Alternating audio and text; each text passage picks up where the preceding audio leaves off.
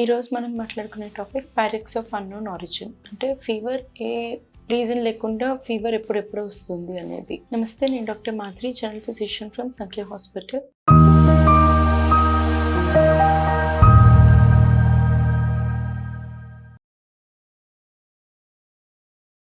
ఇప్పుడు మనకి ఫీవర్ అనేది చాలా మందికి 3 రోజులు, 4 రోజులు, 7 రోజులు అలాగా ఉంటుంది.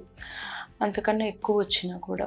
సపోజ్ ఇప్పుడు మనకి ఫీవర్ 3 days తర్వాత హాస్పిటల్కి వస్తారు. ఇది సిమ్టమ్స్ బట్టి ఇది వైరల్ ఫీవరా, బ్యాక్టీరియల్ ఫీవరా, లేకపోతే రికట్సీ అలా అని చూస్తాము. సో దాన్ని బట్టి ఇది డెంగ్యూ, మలేరియానా, టైఫాయిడా, లేకపోతే ఇతర చెప్పి మనము టెస్టులు అడుగుతాం. అంతకు మించి 1 week కన్నా ఎక్కువ వచ్చినా కూడా అప్పుడు మనం ఫర్దర్గా అప్రోచ్ అవ్వడానికి ట్రై చేస్తాం. అంటే leptospirosis, scrub typhus, brucellosis symptoms బట్టి ఏవి ఎలాగా ఉంటుంది అనేది చూసుకొని దాన్ని బట్టి చేస్తాము. అండ్ ఇలాగ రిపీటెడ్గా అంటే మనము ఓల్డ్ గైడ్ లైన్స్ ప్రకారం 3 వారాలకు మించి ఫీవర్ వచ్చిన, అంటే టెంపరేచర్ 101 ఆర్ అంతకన్నా ఎక్కువ ఉన్నా, ప్లస్ అడ్మిట్ అయిన 1 weekలో మనకి డయాగ్నోసిస్ తెలియకపోయినా 3 OPD విజిట్స్ కన్నా ఎక్కువ పట్టినా కూడా మనం దాన్ని పైరెక్స్ ఆఫ్ అన్నోన్ ఆరిజిన్ అంటాం. ఇప్పుడు కొత్త గైడ్ లైన్స్లో ఏం చేస్తారు అంటే దాన్ని 2 వారాల కింద తగ్గించారు. మనకి 2 వారాల్లోని ఒకవేళ 101 టెంపరేచర్ అండ్ అంతకన్నా ఎక్కువ ఉండి మనకి డయాగ్నోసిస్ సరిగ్గా లేకపోవడం వల్ల అడ్మిట్ అయిన తర్వాత వితిన్ 1 weekలో రాకపోయినా, 3 OPD విజిట్స్లో అవ్వకపోయినా దాన్ని మనం పైరెక్స్ ఆఫ్ అన్నోన్ ఆరిజిన్ అని అంటాం. వీటికి చాలా కారణాలు ఉన్నాయి. మొదటిది ఇన్ఫెక్షన్స్.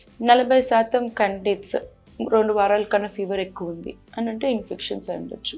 మనం తరచుగా చేసే డెంగ్యూ, మలేరియా, టైఫాయిడ్ మిగిలిన ఇతర టెస్టుల కన్నా మనం ఒక నెక్స్ట్ లెవెల్కి ఎక్స్ట్రాకి వెళ్తాం.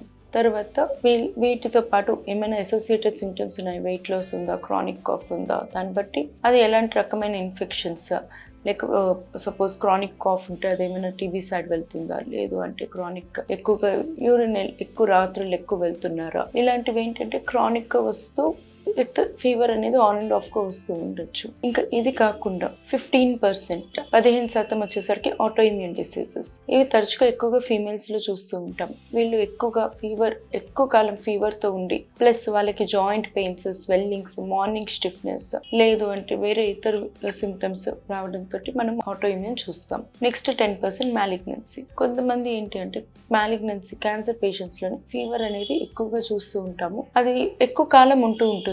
దాంతో పాటు వెయిట్ లాస్ కానీ, హెయిర్ ఫాల్ కానీ, క్యాన్సర్ ఎక్కడైతే ఇన్వాల్వ్ అయిందో దానికి తగ్గట్టు సిమ్టమ్స్ కానీ ఉంటే దానివల్ల కూడా మనకి పైరెక్స్ ఆఫ్ అన్నోన్ ఆరిజిన్ అంటే ఫీవర్ వచ్చే ఛాన్సెస్ ఉంటాయి. Last undiagnosed. There are some conditions. అందులో ఏంటంటే మనకి ఫీవర్ ఎందుకు వస్తుంది అని రీజన్ ఏం తెలియదు. బోన్ మ్యారో ప్రాబ్లమ్స్ వల్ల కానీ, లేకపోతే వేరే ఇతర ప్రాబ్లమ్స్ వల్ల కానీ మనకి ఫీవర్ అనేది వస్తూ ఉంటుంది. సో ఎలా అప్రోచ్ అవుతాం?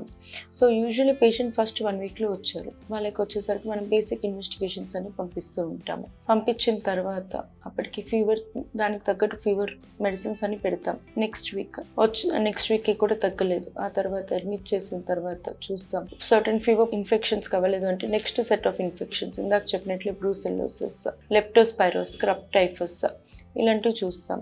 ఆ తర్వాత మళ్ళీ మనం చెస్ట్ ఎక్స్రే ఆర్డర్ చేస్తాము, లేకపోతే ఫెరిటిన్ లెవెల్స్ కానీ, సిఆర్పి లెవెల్స్ చూస్తాం.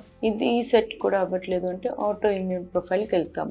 నెక్స్ట్ ఆ ఆటో ఇమ్యూన్ ప్రొఫైల్లో కూడా ఏం తెలియట్లేదు అంటే రొటీన్లోని ఎండోకార్డైటిస్ కానీ, ఇన్ఫెక్టివ్ ఎండోకార్డైటిస్ కానీ ఇలాంటివి ఏమైనా ఉన్నాయేమో అని రూల్ అవుట్ చేసుకోవడానికి మనము AECG, 2D ఎకో ఇలాంటివన్నీ అడుగుతాం. ఆ సెట్ ఆఫ్ దాంట్లో కూడా తెలియట్లేదు అని అంటే నెక్స్ట్ మ్యాలిగ్నెన్సీ ప్రొఫైల్స్ కానీ, లేకపోతే అదర్ బోన్ మ్యారో ప్రాబ్లమ్స్ కానీ, లైక్ CT కానీ, వీటికి సంబంధించినవి కానీ మనము చూస్తాము. సో కనెక్టివ్ టిష్యూ డిజార్డర్స్ కానీ ఇలాంటివన్నీ.